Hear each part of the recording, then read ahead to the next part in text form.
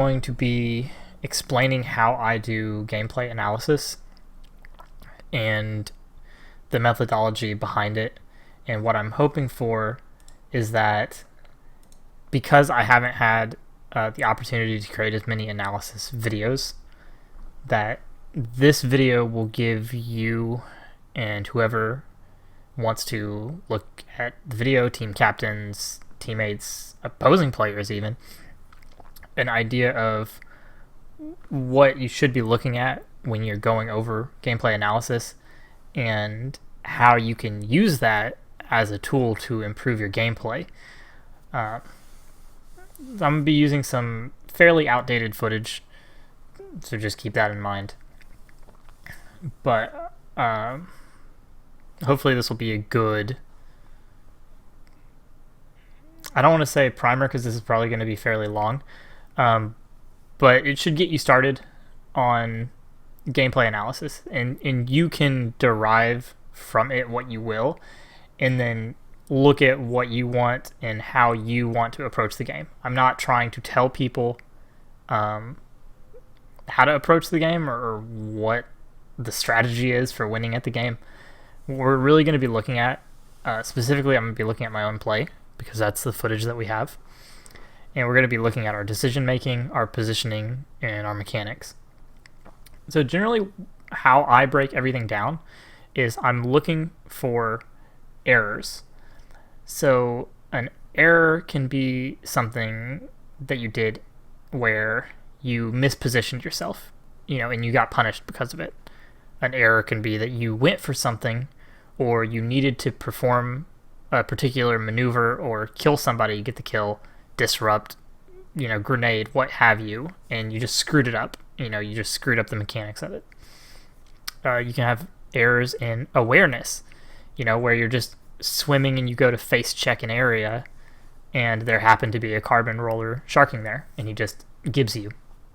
You failed in not being aware of that carbon roller, sharking there. And you didn't throw a burst bomb or you didn't have an echo up. Now, you're not going to have complete information ever. That's not necessarily what I'm saying.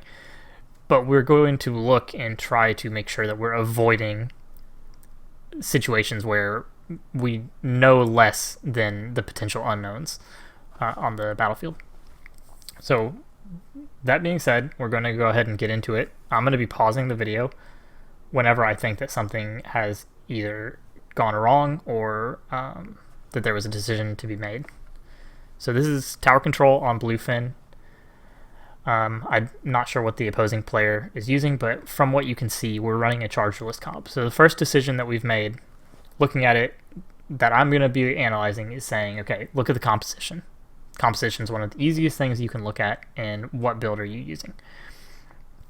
So we have a CRB, obviously very good on tower control, very good almost always, and we have the invincibility special. We've got Hitzel on the Zimmy, again, obviously very strong weapon, disruptor bubble, perps, 52 gal, again, very solid weapon, and myself on Trislosher, so another disruptor bubble combo.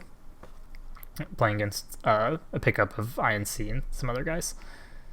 I don't even know if these guys are still on the team at this point. This is from, I believe, March, maybe, or possibly more recent. So, game's going to be starting out.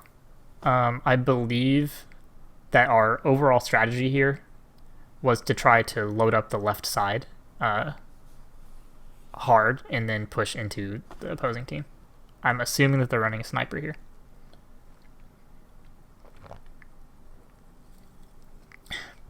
So when we're doing gameplay analysis and when we're looking at errors, as the aforementioned, you want to be identifying what aspects of the game that you can change, and you don't want to get too down on yourself, and you want to make sure that how you're identifying the situation is correct. So you don't want to think, well, maybe this didn't work out because the positioning was bad, or maybe it didn't work out because the mechanics were bad. So it's important to identify that, which is why we do gameplay analysis. We want to identify when a decision was the right call to make and the execution was poor, which caused it to not work out. So let's see. We're just going to let this kind of play out. So that's kind of the first big play opening of the game. This is not even 20 seconds into the match. So I'm going to play it back. And we're just going to go through what happened. So we sent 3 people left. We sent Perps to the right, Rocket, Hitzel, me left. I wish I could show you the gamepad so we could, look at what the match is doing, but we're going to see. Bring it back just a couple of seconds. This is going to be really hard because this is about an hour-long video. So the fine motor function is going to be, unfortunately, a bit of a pain. But we see that a wall goes down on the left, right? So I believe they sent 2 people. They just sent 2 people or 1 person.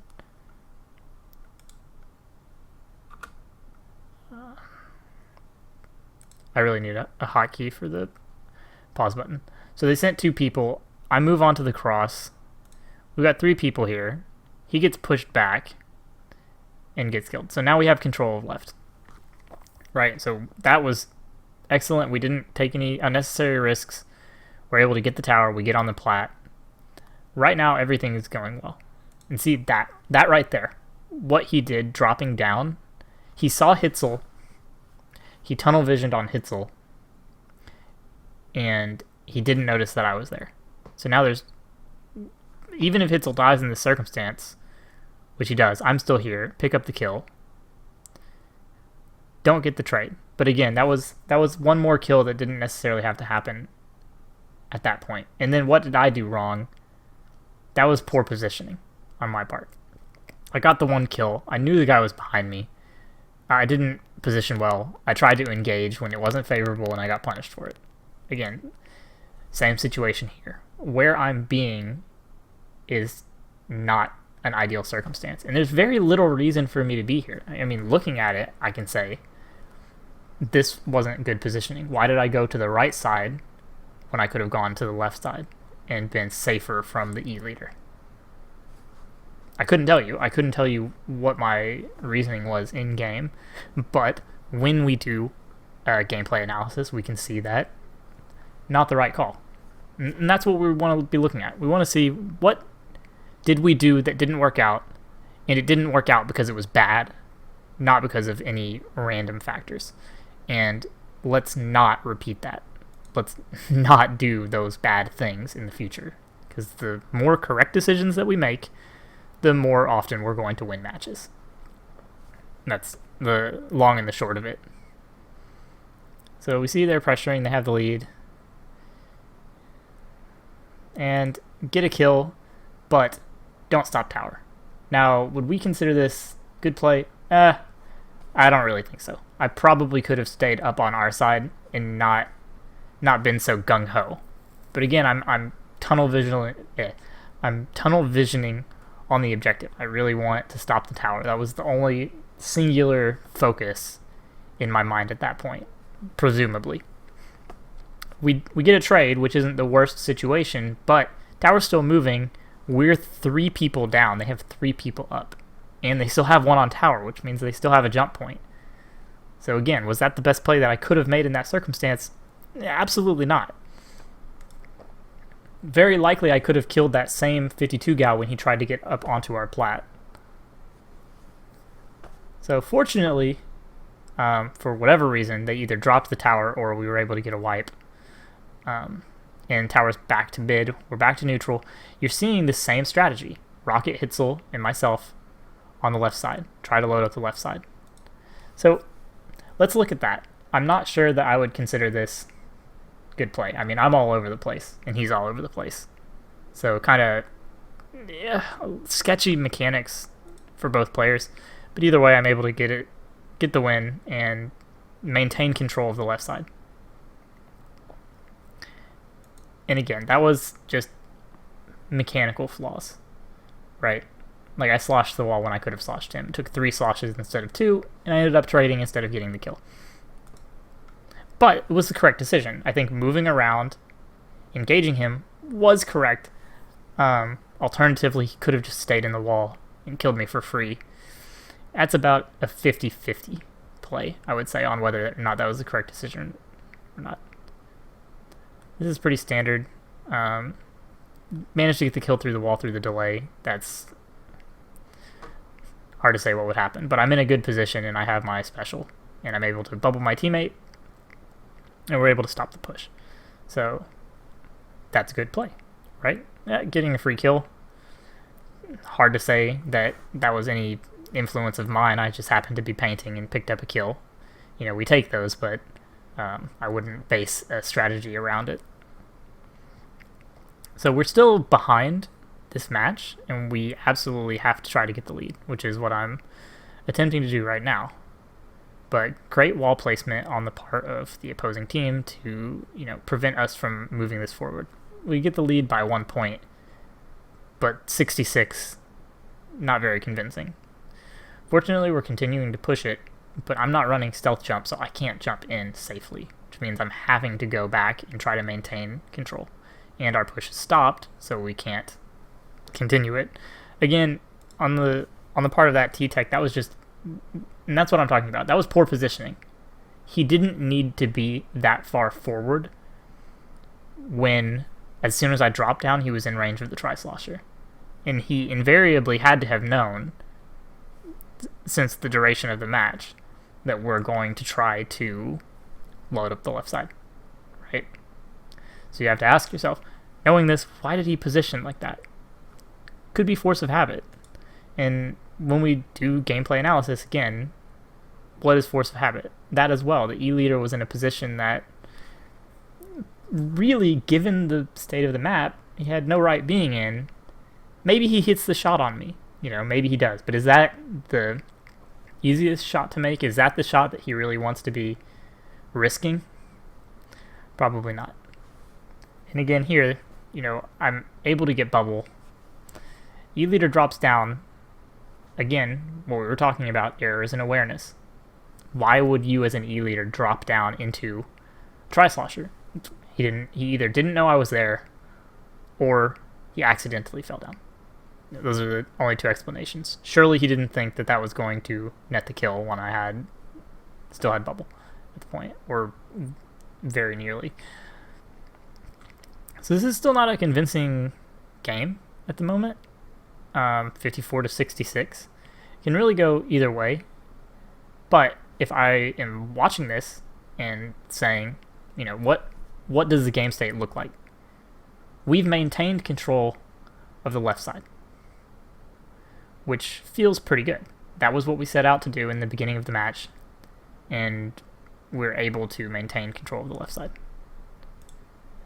And that kill right there, or that death right there, rather, would be what we would say failure of awareness. I knew that the E-Leader was there. I was trying to chase him down. I didn't know that he had Kraken. It's very possible if I go back and replay it that I can see that he has special charged.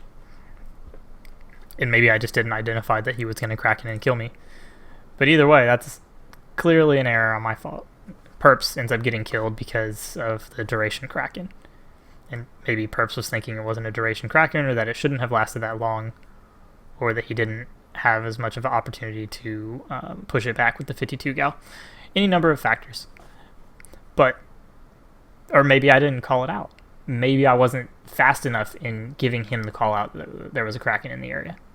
These are the things that I would want. I can actually, if I wanted to, bring up comms on this set, because I did record comms, which I do think is important. I think that you should record comms.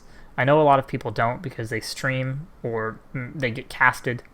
But if at all possible, when you're recording gameplay, try to record your callouts so that you can further go over the analysis of callouts and say, were our callouts good? Were our callouts being useful? Was the team acting on the callouts that were being given in the match?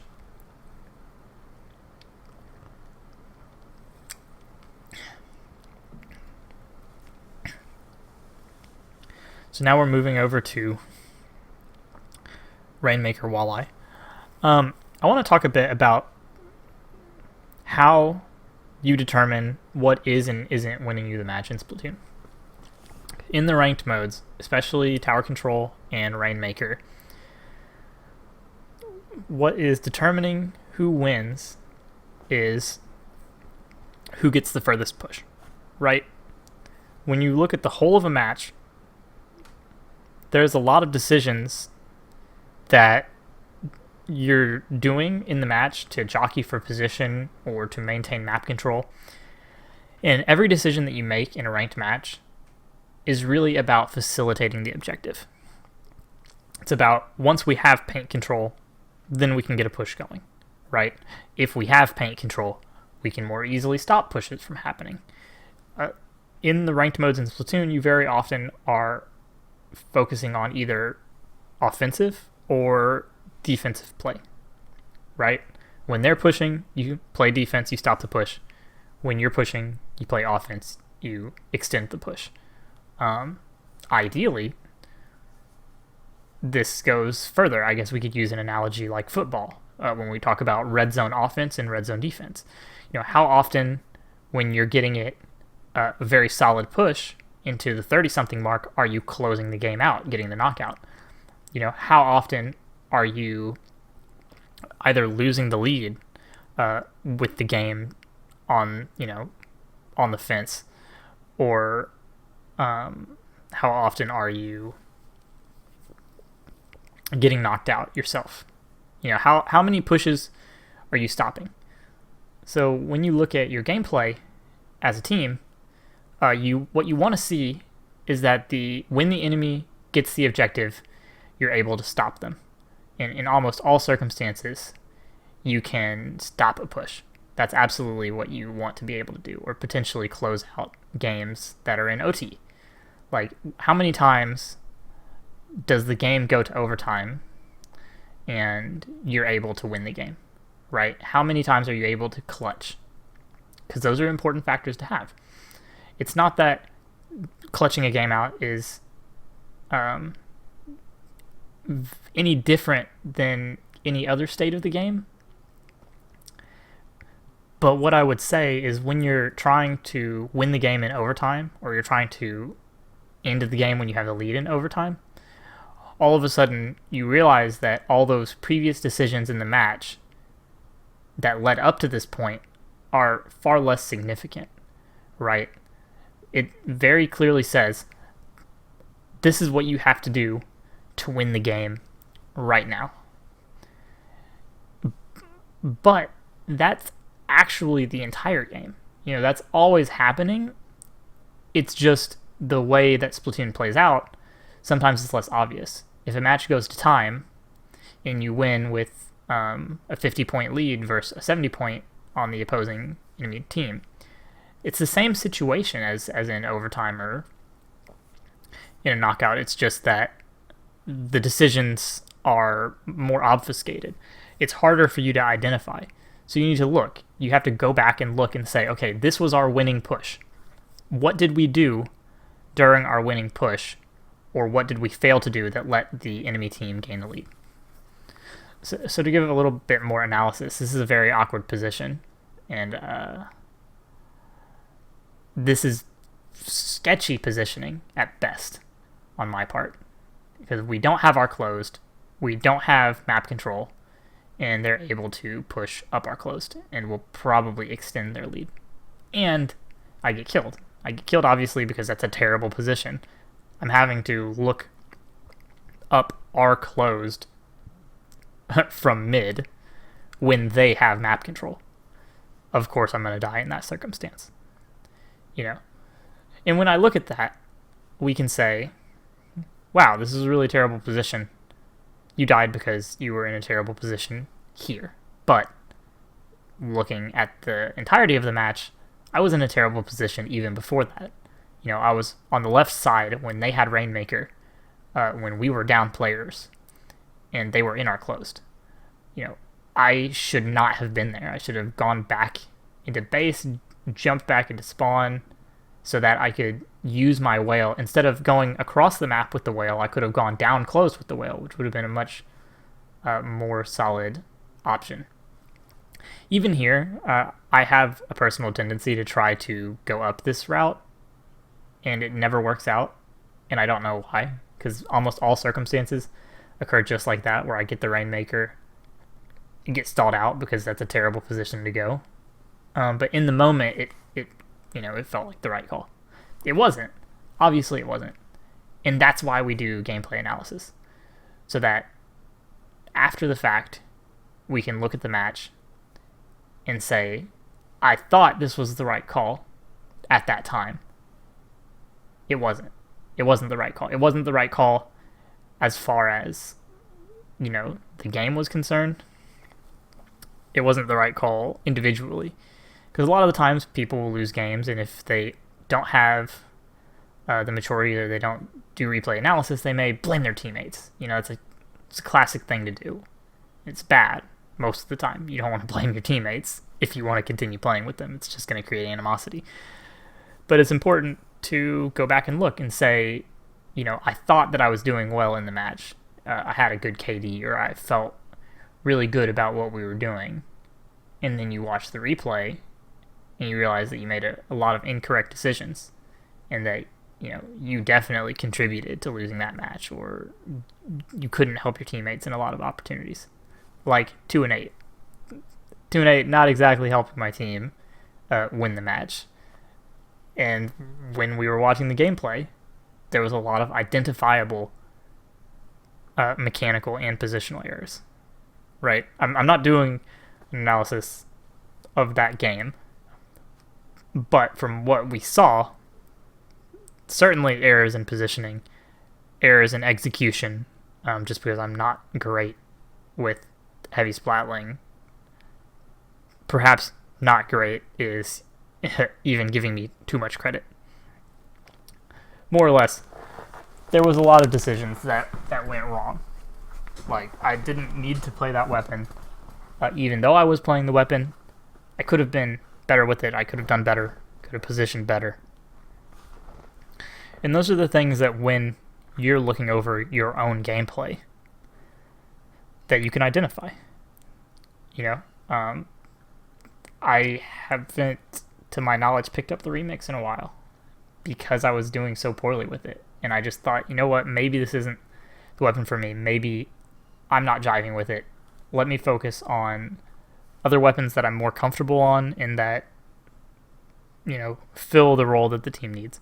Alternatively, I've been playing a lot of Arena, and there's a pretty significant amount of splatlings. They're still a minority, of course, but there's people that play, Hydra and heavy splatling. So it wasn't a role that I needed to fill. And I was able to play ones that I'm more comfortable on. Again, this is the same match, and switch to Tri-Nuvo. That was just complete failure of positioning there. I got way too aggressive and wanted to go way too far in, and got punished because of it. Right?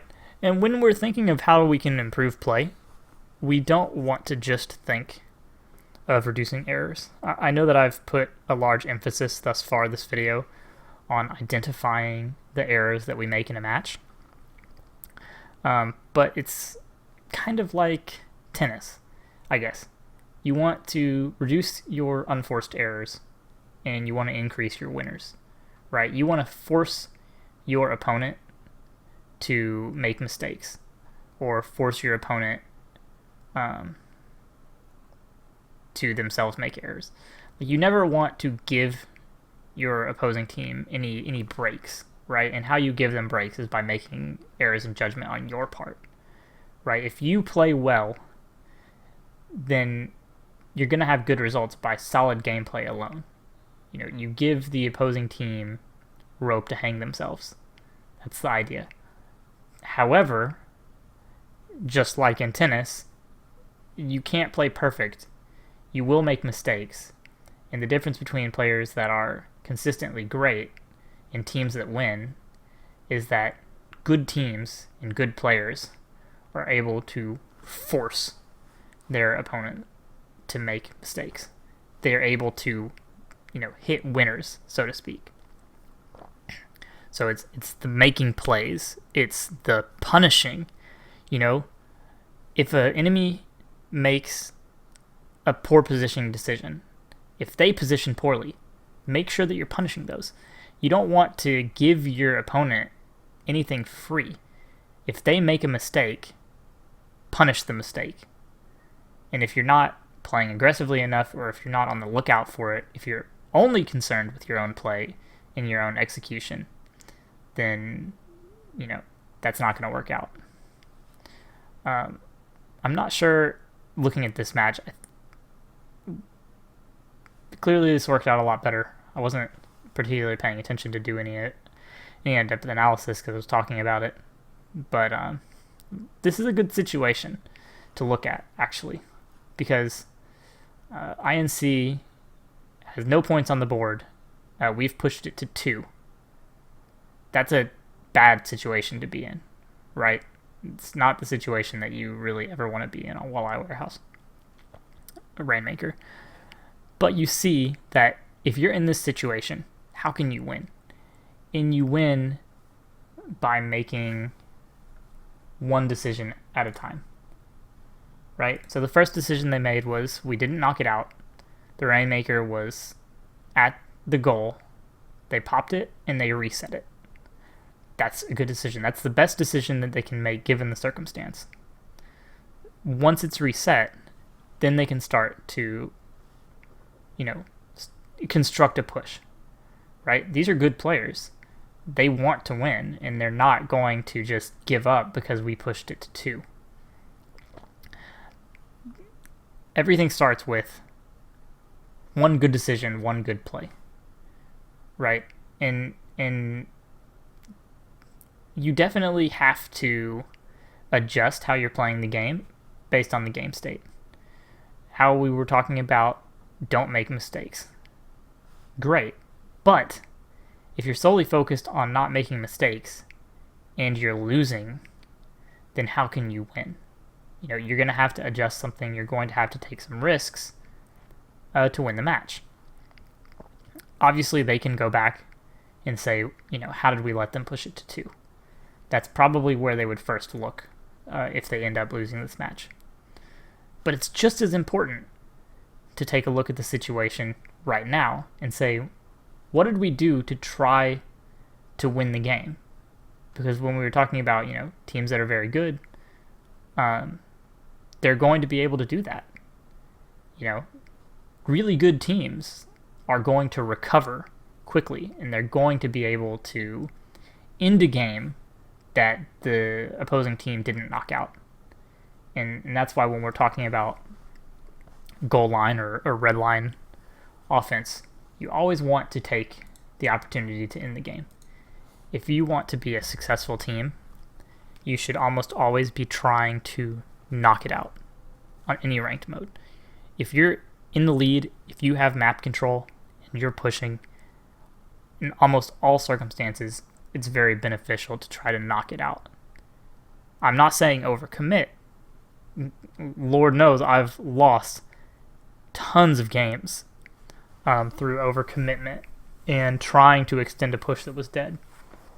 And that's another decision. You need to know when the push you have isn't going to be successful, when it's dead, when you need to focus on getting back map control and not ceding the lead at that point.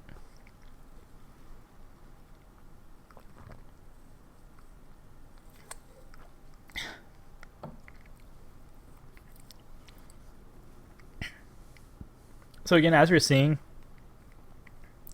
because of my role in this composition, I'm tending to change my weapons a lot, and we're not really changing the weapons of the other players. Part of this is just my tendency to play different weapons, but it's also that I'm working as a support in this composition. That's why you saw me using the remix, even though I did poorly with it. That's why you saw me, instead of using the vanilla Tri-Slosher, I used the Tri-Slosher Nouveau, which is a more supportive kit.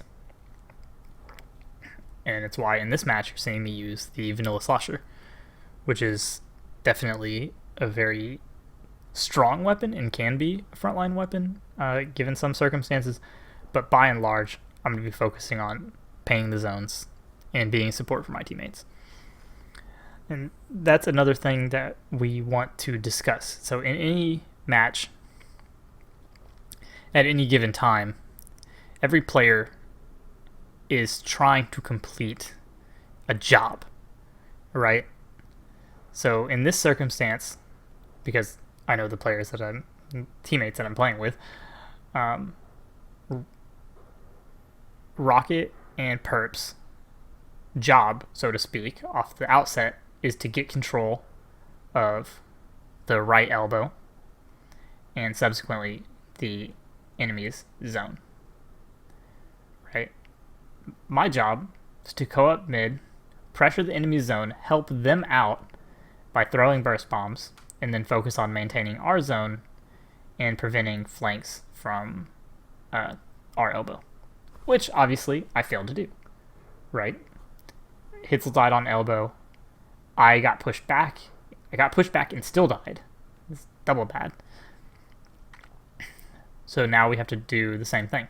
Sometimes you'll have situations where you have to rotate who is doing what, and that's perfectly normal.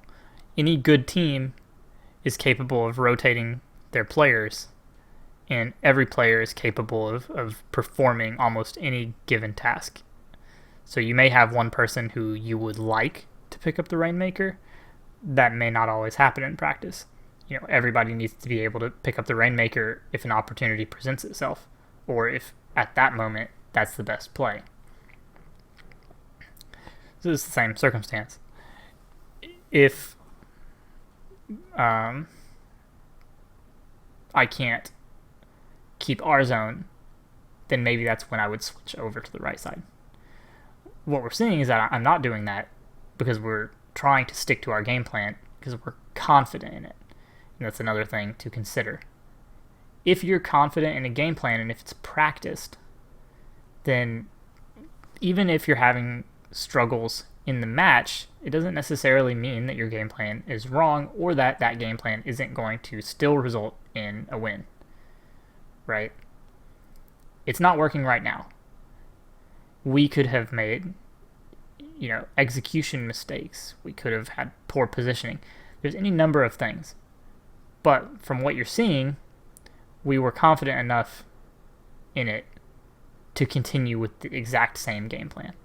So it didn't work out. We're going to try again. And we're trying again because we believe that it can be successful. And keep in mind, that belief is backed up by a lot of evidence in-game of it working.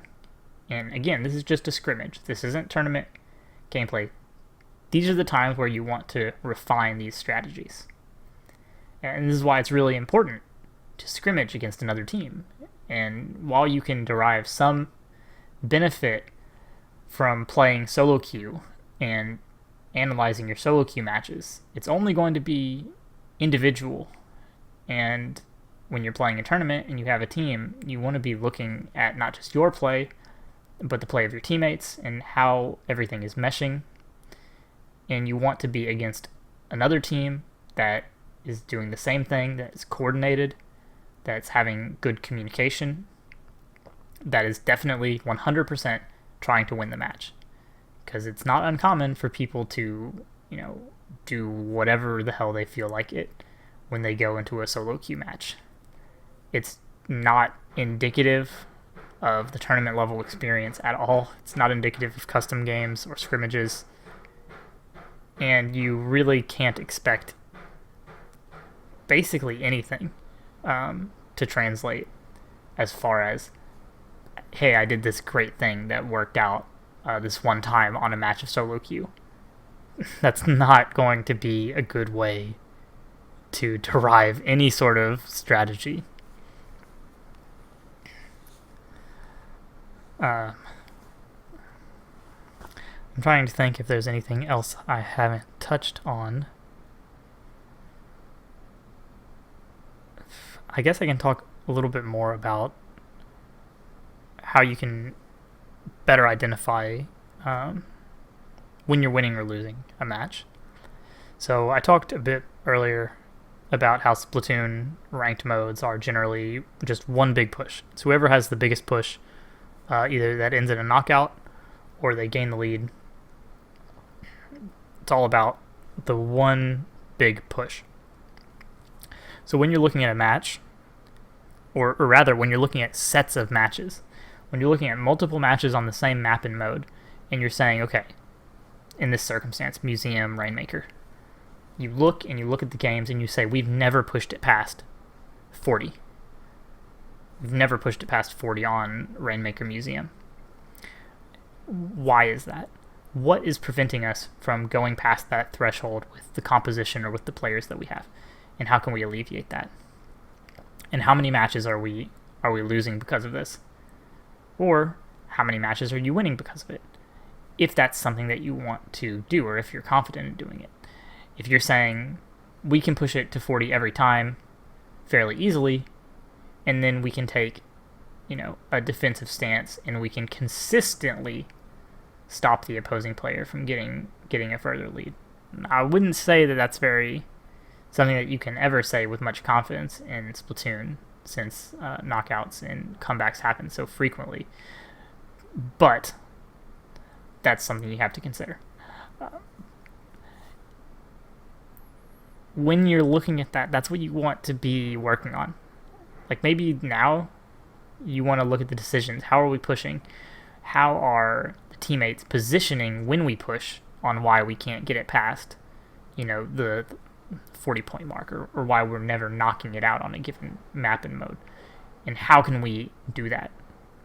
Something that we identified in the Bluefin sets was that if we lost to the left side, it made it much easier for the opposing team to push. So it made sense to us to say, why don't we load the left side? That means that we'll absolutely stop any pressure on that side. If they start a push, we'll be there to defend it. And once we have gotten into the opposing team's plat, then we can start a push of our own, and that disruption is going to allow us to get those pushes past, 60 points, 70 points. And this is always map dependent. Some maps it's much easier to get to certain point values than others. Museum, for instance, you don't see that many matches of Museum in a knockout. It's just not something that you regularly see. Normally, the point values that you're seeing right now, about 29, about 30 points, 20-something points, is normally the most that you'll see. And when you're doing, your gameplay analysis and thinking about compositions and thinking about strategies and thinking, how can we win on Museum? That's what you want to be looking at. You want to always be positioning to say, let's not give them X point value. Like if they're pushing, they're probably going to try to push it down this route to get this point value. And that just comes with, good gameplay knowledge and lots of experience, which is again why you play matches like this and that you do your gameplay analysis. It wasn't just random that everybody determined the point values for Moray Towers on Rainmaker.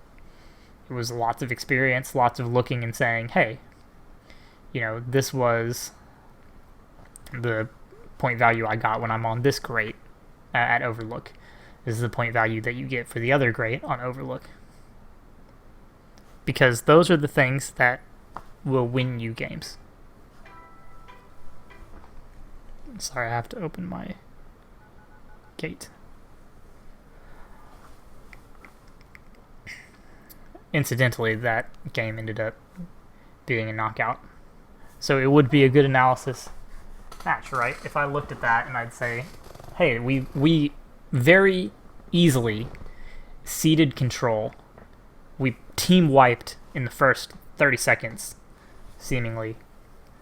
And they pushed it to 29, which could have been game ending.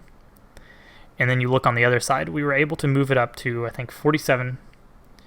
I died with the Rainmaker. And they didn't move it out of the area. When we were talking about the warehouse game and how the first step to getting back was to remove the ability to outright lose, move the Rainmaker out of the way.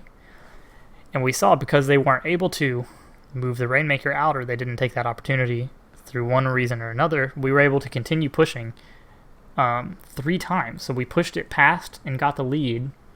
They still didn't reset it, and then we were able to get the knockout. And that was a fairly extended, protracted fight. So if I was watching from their perspective, that's exactly where I would want to look. Like, of course you would want to look at the entire match, but zone in on why you lost. So we can look at that. There's many circumstances. So why didn't we stop the Rainmaker when it was getting the lead? Why did we leave the Rainmaker there? Why did we not reset the Rainmaker even when they had the lead so that we didn't get knocked out? That's where I would focus initially.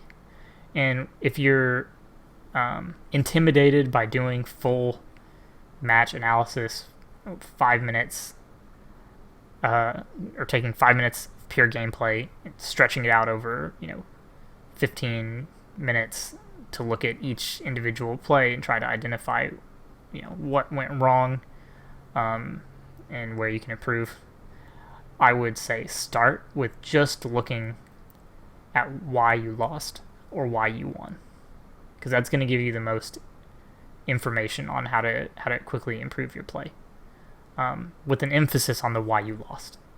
If you simply took the matches that you lost, looked at them, and tried to identify why you lost, you will almost always see very, very rapid improvements, especially if it's really obvious things, like, oh, we didn't play objective, right? That's a pretty simple one to say. It's like, we had an opportunity here, here, and here to push the Rainmaker, and we were too concerned with jockeying for position on the map for anyone to pick it up, or miscommunication that happened, right? Like, I thought you were going to pick it up. No, I thought you were going to pick it up. Nobody picks up the Rainmaker. Those are easy fixes, right? And if you're not looking back on your replays, maybe they're more difficult to identify, right?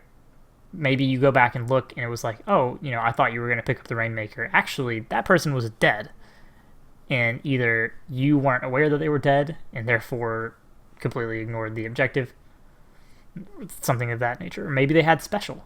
Maybe they had special, Kraken or Bubble, something like that. And it would have been better for them to move up because, maybe the enemy had pushed it to 20-something and you really needed to get an absolutely stellar push to top it. And it wasn't something that would have happened without having those specials. Those type simple analysis is going to give you a huge amount of benefit. And I really hope that with Splatoon 2 having spectator mode, hopefully that's something that's more available to more people, and not just, oh, you have to have a capture card, and you have to have time, and you have to be scrimmaging, and if you want to have really good analysis, you need to be scrimmaging against a team that's willing to play the same map and modes multiple times. With spectator mode, hopefully you have, a substitute player or a team captain or manager or something like that who can jump into your scrimmages and watch the matches and tell you, what's going on. And, hey, you could have done this differently in the match. Maybe you won't be able to reference it if you don't have a capture card, but that's still a whole lot better than being completely in the dark about what your gameplay looks like. Because we're very poor judges. Like, in general, humans are very terrible at recollecting anything. We generally remember things incorrectly. We create false memories.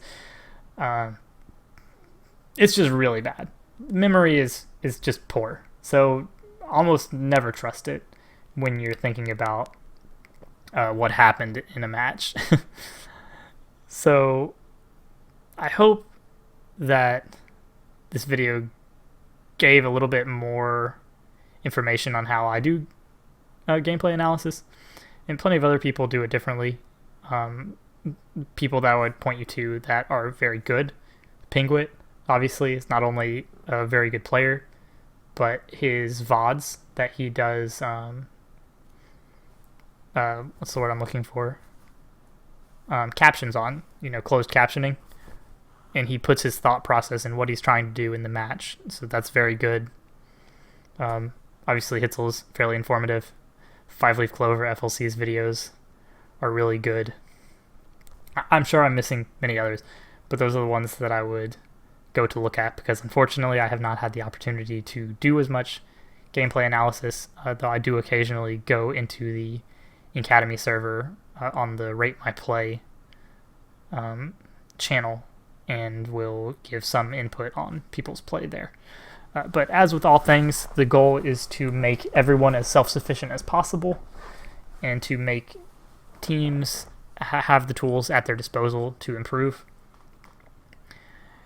And if anyone has any questions, go ahead and ask them in the comments or message me directly on Discord, and I'll go ahead and respond to them in kind. And that's pretty much all that I have. I'm surprised that it didn't last as long as I thought. So before this starts on the next match, I'll go ahead and close it out with that. Again, this has been Mullen talking about gameplay analysis. Hoping to see everybody in Splatoon 2. Have a good one.